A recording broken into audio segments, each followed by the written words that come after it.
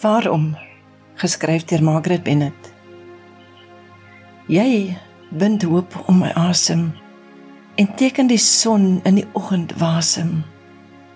Jy gee rede om komberse af te gooi totdat doudruppels my nader nooi. Jy verbind seerplekke in weggaan wit en heel lewenssteke waar pyn steeds sit.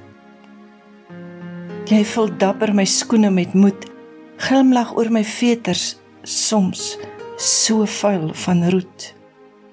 Jy laai my drome op 'n koets se rug en vlerk veer die wiele se pad, heen en terug. Jy bukke laag as ek val in die aftel van tyd en offer jou trane as myne steeds byt. Jy hou niks terug, jy maak my pad sag, spons my doringsondes af, sonder wag. Jy's lief vir my, net soos my stukkies lê, en bou 'n prentjie wat net liefde sê. Jy is die wortels van soveel bestaan, en Abba gee jou rigtingtree vir jou aan.